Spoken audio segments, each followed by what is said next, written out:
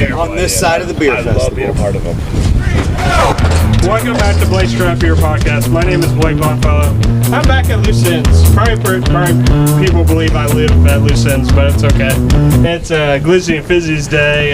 They're just wrapping up today. It's been an awesome day. I have had a lot of awesome beers from a lot of different breweries. John Luce, you put on such of a event and stuff like that. But everyone, I have a lot of people and a lot of voices. Whoever wants to start, introduce yourself and tell me where you're from. So this is John Luce, Loose Ends Brewing. So we're hosting Glizzies and Fizzies this year, 2026. This is our second annual. And yeah, here in Dayton and Centerville, Ohio. This is Kyle Treadway from Traum Brewing in Upper Sandusky, Ohio.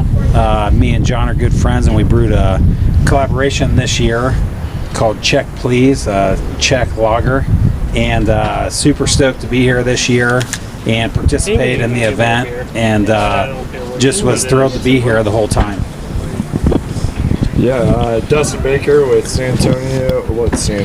with Road Map Brewing down in San Antonio. Nailed it. We're definitely the farthest one that came here, but enjoyed the time. It's the end of the beer festival, right? Not the beginning. It is the end of the beer festival. There was absolutely some alcohol this That's awesome. Hey kids, I'm the Beer Wolf. I am your Midwestern cellar operator of all meads. I am here today with John Luce because we put on this incredible festival. Now, I am not from the state of Ohio. I am actually from the neighbors up north, from Michigan. Ooh. I worked here for about 4 years, and what I can tell you as an outsider is that Ohio makes some of the best lagers in the country. Okay, now when we put this event together, what we wanted to do was bring in other people from outside of state that also produced the best lagers in the nation. And that's what John and I are building today with Glizzies and Fizzies. So again, I am the Beer Wolf, and here's off to Luke, to you, News at 11. My name is Luke Sherrill. I am from Counterbalancing Brewing in Columbus, Ohio. I have been here for 2 years, and this is by far the most amazing year it's ever been. Although last year fucked hard. It did. Absolutely But slapped. I am so excited to be here, and hopefully invited next year. Here, having a good time. Excellent. I gotta have you introduce yourself one more time. Amazing. It's not going to be the same, but just like That would have been appropriate if Justin was here, because he is the Trash Panda. Introducing himself. okay, round two. This is Whitney Myra from Fargo, North Dakota, out of Dreker Brewing. Dreker Brewing out of Fargo, North Dakota. Happy to be here, first time. Amazing. Thrilled. Awesome. John, I want to start with you. You and Barefoot talked about this. So how did this event start, in your eyes, and how it's become such a awesome event? Yeah, so Mo used to work at another local brewery, Lock 27, and we would just binge drink together. And what I love most about Mo is, like, when we would get hammered, we would just get super creative. And it's like a lot of the creative ideas that we've had for, like, some of our beers are. Hey Tim. Tim, can you make it louder? Amazing. So a lot of the ideas that Mo and I would come up with when we were just absolutely obliterated, like, They're saisons. They're all saisons. that's always saisons, but we would just come up with these weird, like, flavor combinations. She's so creative, and I'm very much an engineer. I'm black, white, and gray. If you come into our tap room, that's the extent of my interior decorating. So having her creativity kind of, like, talk about that, it opened up, like, a lot of, like, inspiration for me. And she had always talked about, like, oh, we should do a beer festival with just lagers and hot dogs. And this was before lagers were starting to make their comeback in the craft beer industry, and she was just so ahead of the curve. And That's you know, what this state likes. Y'all like hot dogs. It's dumb. It's dumb. And Y'all, it was either that or chicken tendies. Okay, what are we doing? A Saison Chicken Tendy Festival? Don't get me started. I'm up with that. Saison Chicken Tendy Festival. We're all committed. Woo! You know, lagers and hot dogs fucking sell themselves, motherfucker. And it's a great state. All these German influences. You guys have great stuff. Yeah, so we're just very, very fortunate to like our paths to cross and just take the plunge into it. I think it was last year when we first did it. Mo was still around and in the beer industry, and she was getting ready to move up. She's dead. She's still around. She's not dead. She's still here.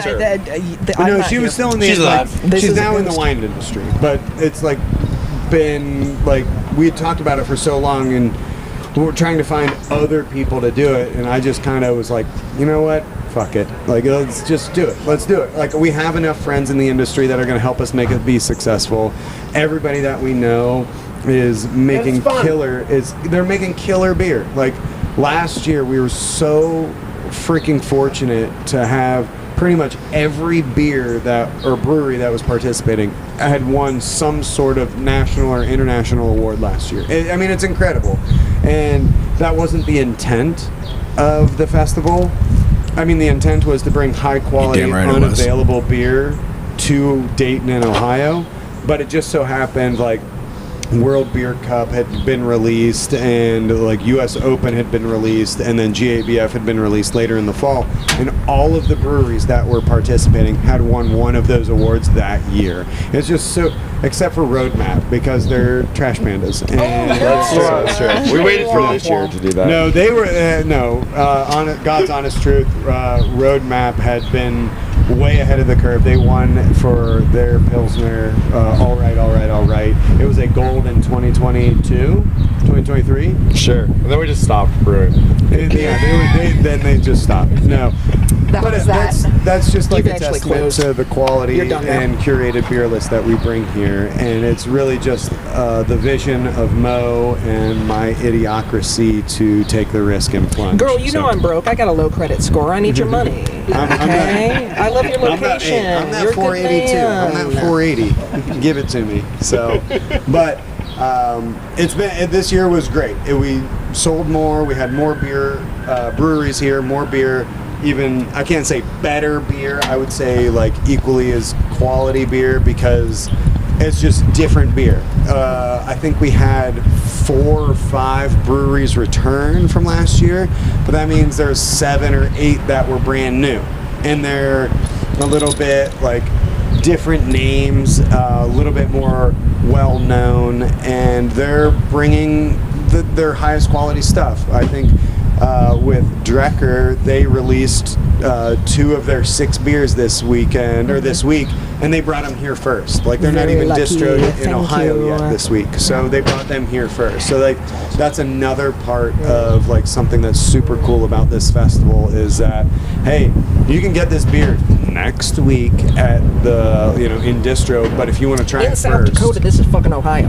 Okay? Yeah. Look at that. Bam. Bam. Yeah, In Ohio. in Ohio. Love you. So we're just super proud and thank you and grateful for everybody that came. I know you give me a microphone, I'll talk for an hour and a half. We're going nonstop. So, but poetic. yes, and asymptotic wherever Chris is. I don't know he's here, but go ahead and pass it on to the next one. So what has Glizzies Fizzies meant for you this year?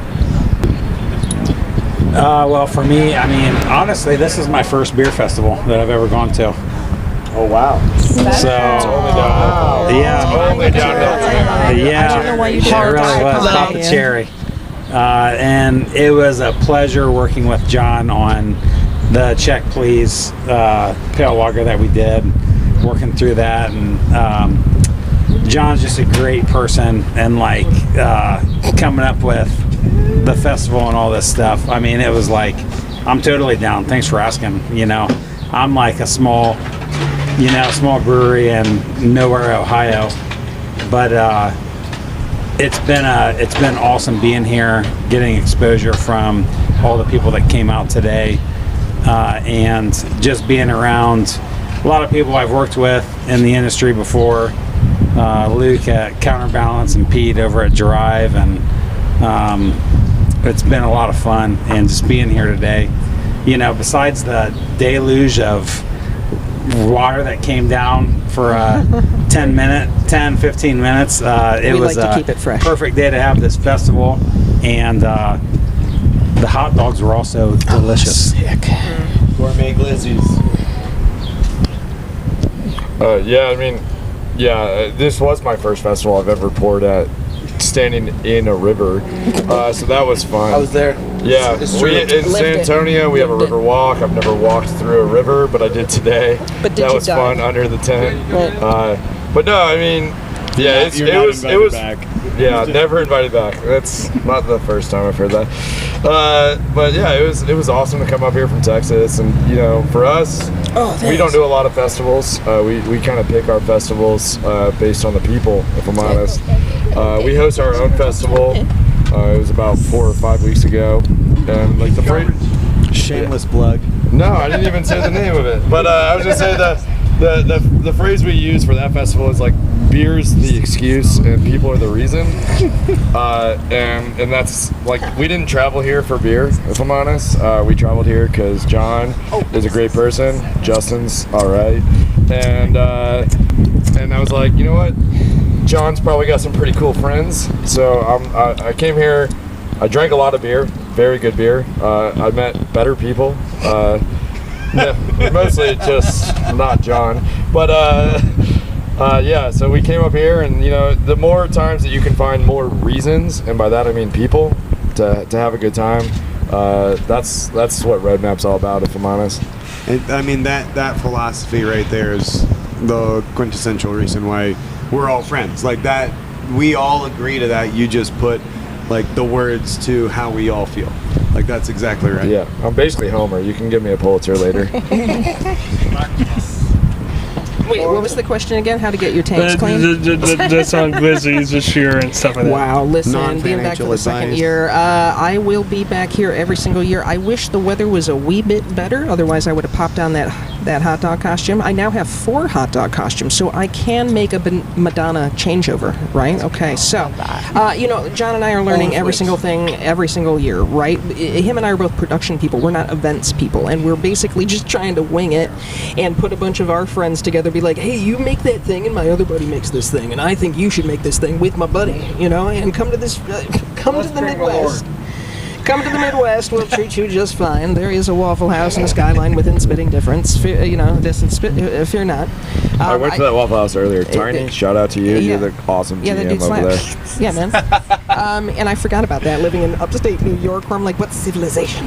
And it's weird that Ohio is civilization from New York. What the fuck? So anyway, again, we're trying to grow this low and slow. Like, you should carbonate your beer low and slow over the next couple years. We want to get some new faces out here every year. There's because all of these people have now met, they're going to go back to their home states and they're going to meet another person. They're going to talk about these people, and they're going to go visit these guys, and that guy is going to go visit that guy, and you're going to have some really great beers and some collaborations coming out of it, because it's that type of community. Now, the bonus is that we get to offer this to the state of Ohio. We get to have average, everyday citizens that may or may not know anything about beer. They get to come in, they have a hoot and a holler, having a glizzy and a fizzy, right? They get to have these different beers that they're not going to find anywhere else. You know, it's easy enough to put together an entire festival full of 50 Ohio breweries that make tremendous lagers. That is not necessarily the goal here. We want to offer something a little bit different, something a little bit unique, and we want to continue to build our community and continue to build the community around us, right? So, again, I'll be back each year. Next year will be the hot dog outfit year, so don't worry. Fear not, citizens. So Only 6 of them, right? only, like, every year I add 2 more. Add 2 more of those. I want 6. All right. And I am very, very, very glad to be here. I have worked with John. I worked with Kyle. I'm excited to do another beer over at Branch and Bone, but very soon, and hopefully over Road Map. Yes, and you're more than glad for my brewery. Wow. Any day, girl. Thanks, girl. And I've also done a beer with Dreker. It's just all friends here. This is wonderful. I'm so excited to like always hang out with all these fools. I don't know if we should probably make a gigantic collab next year for That could be fair. Glizzies That could be Fizzies, fair. like a That could be 9-way fair. collab, because that's the only way I eat spaghetti. So let's try to get this done. You know, I'm not cleaning that tank. I mean, I've always, a 3-way's never been enough for me, so That's I what could I'm do a saying. 9-way. I gotta get a 9-way in there. Nine seems to be appropriate. So, Yes, if I've never had a 9-way, then I'm not. Oh, I was talking 'Cause I'm- about like Skyline, not like sexual stuff. but, Sure. Hey, we don't kink Both, shame same, here. same. We don't BOF. They're both. Yes. So, We don't do is that. your Branch and Bone collab going to be called Trash Panda? Double Trash Panda? Delicious. I will It's going to vote be an for. IPA. I'm in. Easy. I'm in. Double Double Trash Panda? The merch Yeah. will be incredible. It's gonna be a real shitty lager, and I'm pretty excited about it. I will buy It's going to 14 be a at Double once. Trash Panda IPA. If you put chamoy in the rim of that bitch, I'll drink 18 of them. I don't give a fuck. That's great. All right, Sounds anyway, great. sorry. I'm going to turn my mic off now. White sail! So for Dreker to be here, I met John a few months ago at our festival. He came out with Counterbalance, Luke from Counterbalance, and hung out with us at Dreker at our festival, which was awesome. And then he invited us to Glizzies and Fizzies, and I said, "Say less." That sounds amazing, and it's so fun.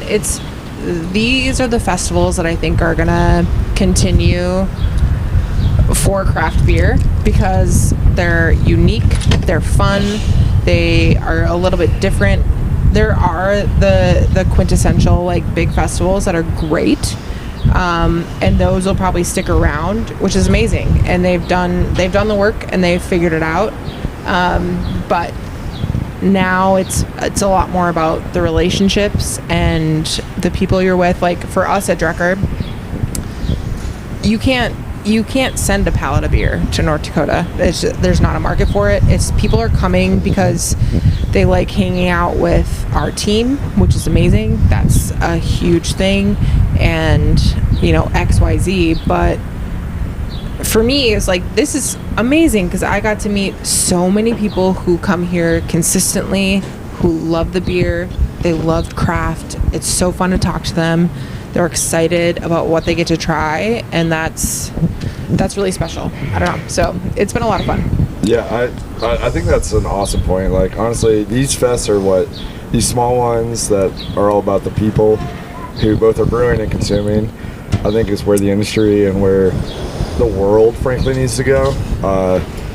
The dirty little secret in the brewing world is that, like, us brewers, we go home and we drink wine and whiskey.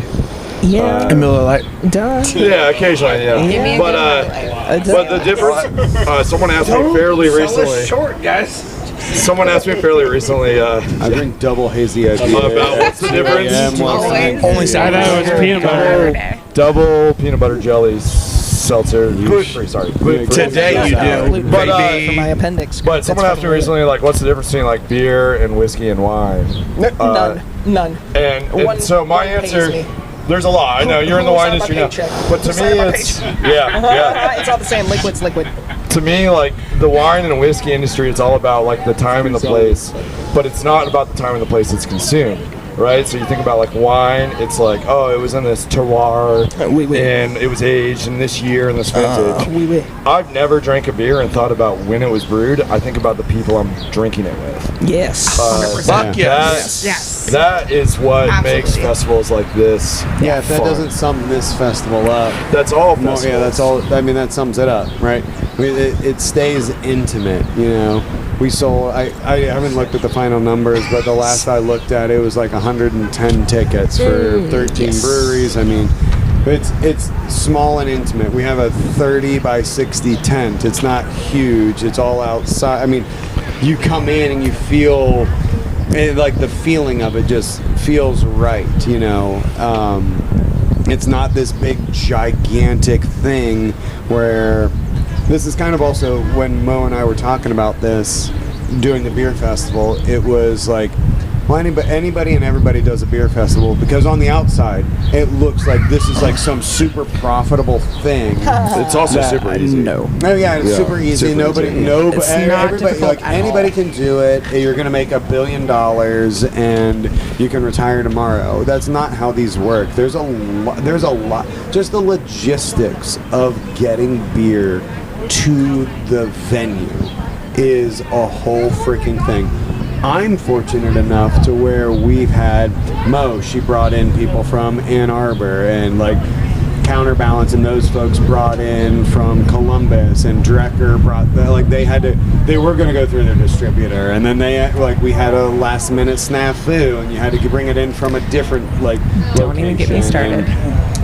Traum, they brought their stuff in, they drove it in, and Common John, they're coming from Tennessee, and they happen to drive their stuff in, but they could easily just say, hey, well, we're going to ship our beer, or, you know what, fuck it, this is too complicated, I'm not going to do the thing.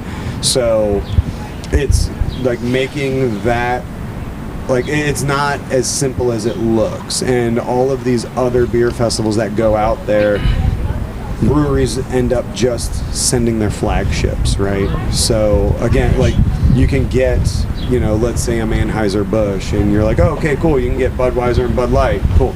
You can have a beer festival now. I'm going to send you whatever I have readily available. A lot of this stuff was curated just for this, Right. for this festival, Right. So We you're don't getting want it mass-produced, first, right. one, and then two, some of it you can't even get it down here, like Traum stuff. Right. You're not even going to be able to get it here. So come down, try it.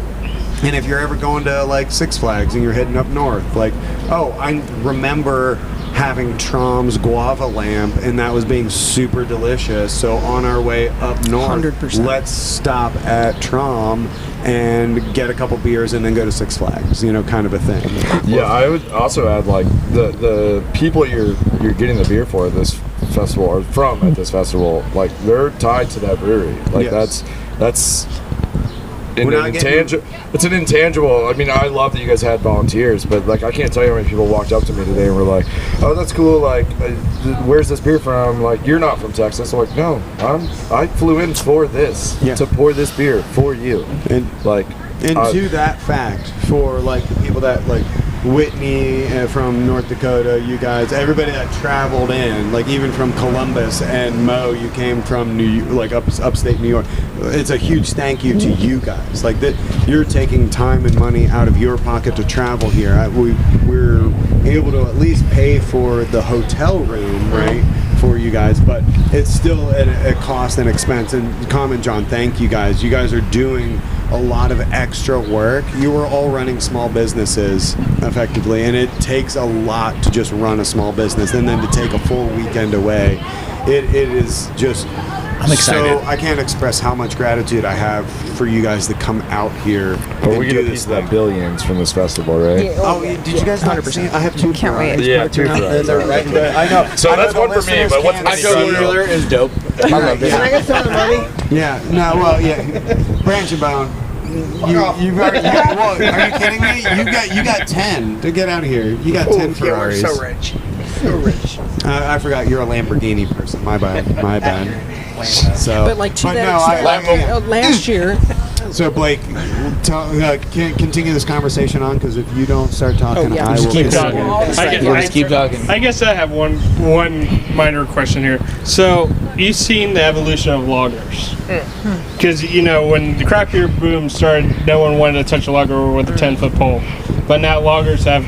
I know you guys as brewers wanted always to brew lagers. Well, how have you loved the evolution of lagers, and where do you see lagers going in the craft beer industry? I'm going to start off by saying that I am on multiple podcasts that saying that Road Map will never brew lagers, and then we're an accidental lager house. We're an accidental lager house. 7 flagships. I think amazing. 2 of our mainstays are lagers. Lagers have evolved past your grandpa's lager. Unless your grandpa happened to live in Czechoslovakia at the time, and then he probably drank really good lagers. So for me, I think just a general, both within the industry and outside the industry, is an understanding that lager doesn't mean yellow fizzy shit. It can mean a world of things. Granted, I think one of the things we poured today is our top seller, and could arguably be just yellow fizzy shit, but it's award-winning yellow fizzy shit. But yeah, I think the consumer and the brewer have started to understand the history of what lager means, and I'm seeing a lot of head shaking, and I agree. Maybe less on the consumer side, but the brewers have definitely learned to embrace what got us here, and we didn't get here by just doing what everyone else does. So I think like we brew dark lagers.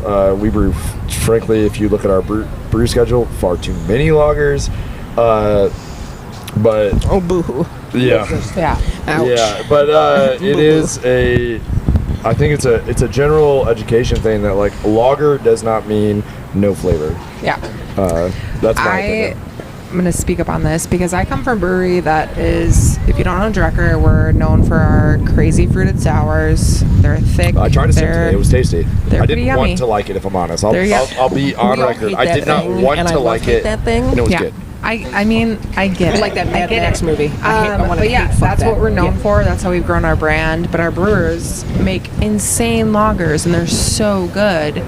It's hard though because I feel like consumers want that, sure, but they don't understand what makes a lager great. And that is really difficult because there's a lot of breweries that are making lagers and they're trying, and I'm not trying to negate that, but they're not well done. And it just is what it is, and they're trying. But yeah, like our team is making insane lagers and they just don't sell outside of our home market, which is fair also because ideally if you're in your home market and you're making lagers, that's a number one seller outside of the tap room, ideally. We don't experience that at Dreker, but I'm like, I just wish so much that more people could experience good lagers, not even from Dreker, just from everyone else, and know what that means and what that looks like, what that tastes like, because that is 100% where the market's at. They just don't quite get it yet, and that's okay. That's okay. We're getting there, but it just takes time. I do want to say one comment before. I'm one of the people. I've always been a friend of Dreker, but when John said you were coming, I was like, just sour place? No offense, because that's the only thing that's 100%. the only thing you see in Ohio is sour. Yep. So That's what we're known for, and that's, again, we're making small batches of our lagers, and they're crushing in the tap room, which is great, but I think they could do really well outside of the tap room. Do well here, dude. Which would be really nice, but we just don't have a lot to send out. a great point though, but like what you're known for and who you are two different things. Right, 100%. That's true. And That's I true. think that's a crucial distinction. Yeah, and like when it comes to making lagers, I think it's a great way for craft breweries to utilize ingredients that aren't normally used in recipes, flex your creative muscles, your technical process muscles as well. I mean, it's not easy to make a clean tasting lager that is crushable and quaffable.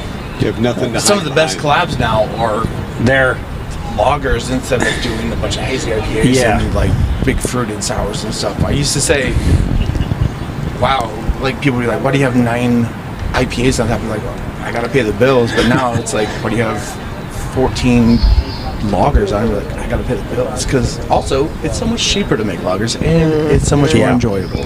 I love where lagers are going. I think they're going to continue to take up some of the market. Hazies, everything that's in there now are going to stay there, but lagers are going to continue to be popular. And you know, you ask any brewer, it's probably their favorite thing they make.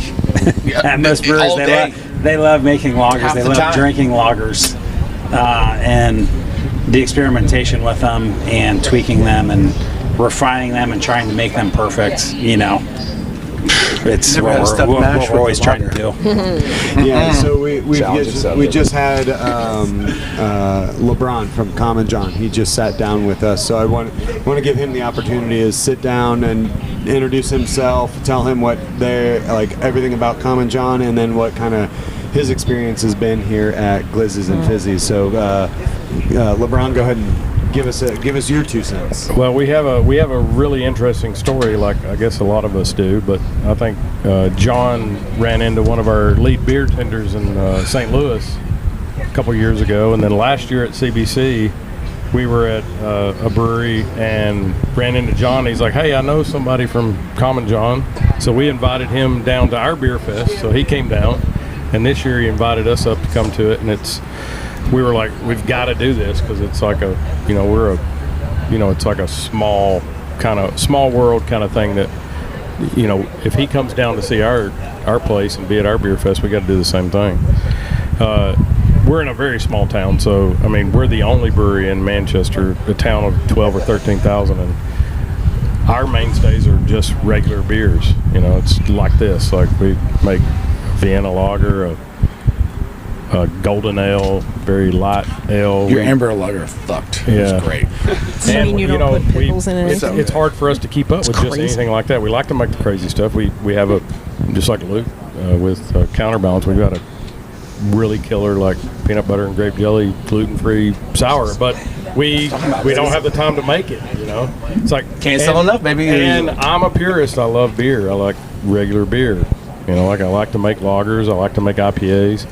But there's also that side that you got to get other people into the industry and making those crazy hazies or sours and stuff like that gets people in. But I mean, I love this beer fest. I mean, our beer fest is, small town. We're trying to bring in all the local breweries we can to expose people to it. And us coming over here and seeing this, it's really heartwarming to see all the people that came from states all around. I mean, you didn't have a bunch of Ohio breweries. Like we have 50 breweries, but like 40 of them are from Tennessee. Like you guys have a bunch of breweries from all over, and it's really awesome. I was telling one of my guys, I texted him, I was like, man, this is awesome. I love this, the way it's the scale and everything. You got the big breweries, you got the small breweries, people that I've never heard of, and that make amazing beer. And I got to give it to John for I think he's a lot like us. Like he gets out and visits all these places and gets to see the different beer that I would have never even tried if I hadn't have been here. And it's awesome to see the people from Texas and all over. Dreker coming here from North Dakota. I mean, it's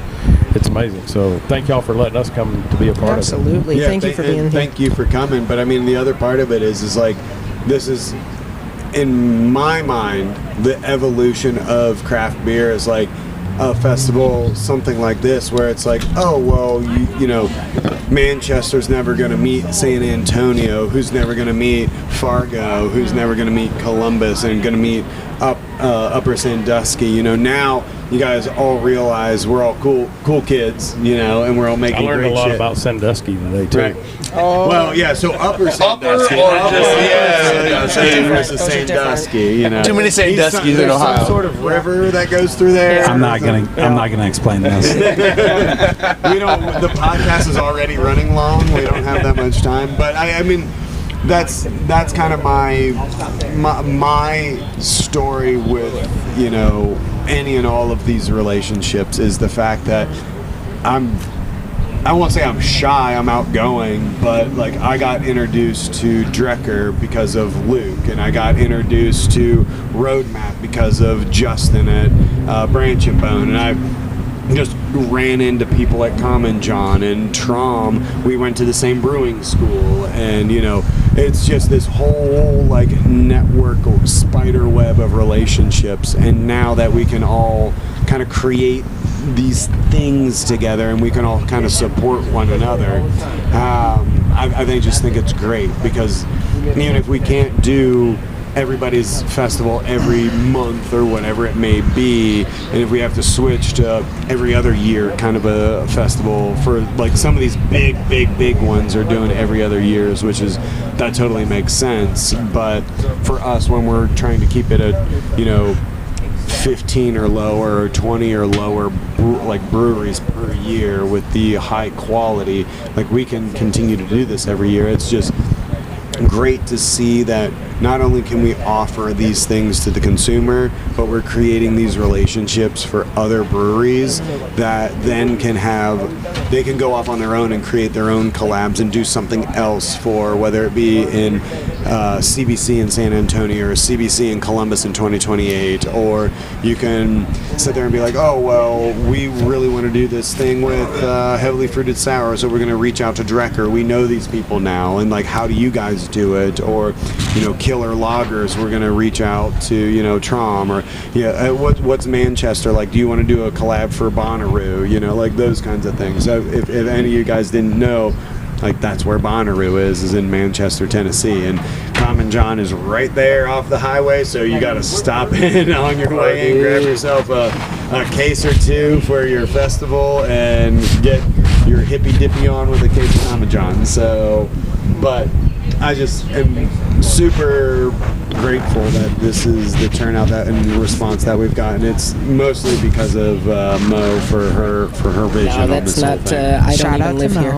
Mo. Shout out to Mo. Listen, I love y'all. That's the whole thing. That's why I got into this industry, right? So you go into your tap room, you have your shift beer, right? You get off a long day, you stink, you're wet, it's gross. You go and you have your shift beer, right? And as soon as you sit down, within half an hour, your tap room starts filling up, and it fills up with, okay, there's the waiter and waitress before they go off to Chili's for the evening, and then there's the doctor and the lawyer, and you know, a couple pints in, everybody's talking to each other, and you've got a real community thing. And I saw that, and then I saw all these asshole brewers that they had left being a firefighter or a doctor or an engineer, right, electrician. They have done, every one of us has done different stuff in an alternate life. And we said, you know what, I'm tired of that. I just want to have fun with the time I have left, and have dedicated our lives to, I don't know, making our lives hell. Because every day, again, we're wet, we're tired.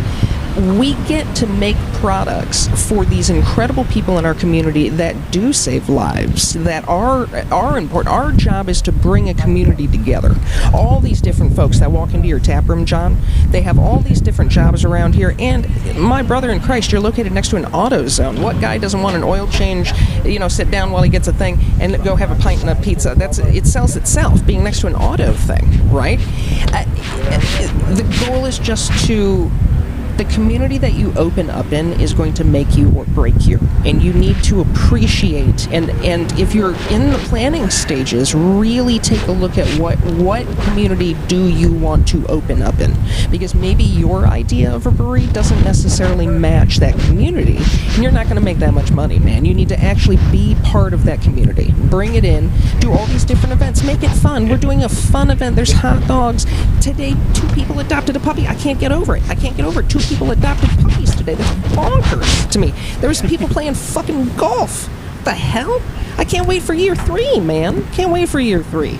We're going to get some other out-of-staters in next year. We're going to get even more weirdos in here. The more conversations all y'all have with each other, the better products come out at the end of the day. The more you can talk about your businesses and what works for you and what isn't working for you, that's it, too. We're all trying to survive in this, man. That's all I got. Sorry, I'm done now. We're outside and we're looking at a little bit of rain, so I just want to throw it out to anybody that had anything I had else. one more question. Oh, one minor question. One more. If you were asked what craft beer means to you, what does it symbolize to you? All right, we're just gonna go round table. We're gonna start with Luke.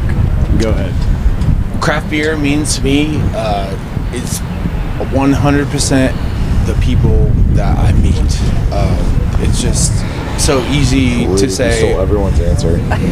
No, but it's true. I mean, every one of these festivals that I do, I meet another person who I want to do a beer with, or just want to be their friends. It's just, I mean, I've known 4 of these people sitting here for years, but I've only known a couple of them for today, and we're just all the same people. I mean, I fucking love a lot of these people that you'll never get to meet. Hope you do someday, but I get to meet them and they're my friends. The same the same is community, like what Mo said, is what you're building in your home market, your community, but then it's also these festivals bring us all together and we're all doing the same thing. We're trying to build something really special, and the brewing community is really special.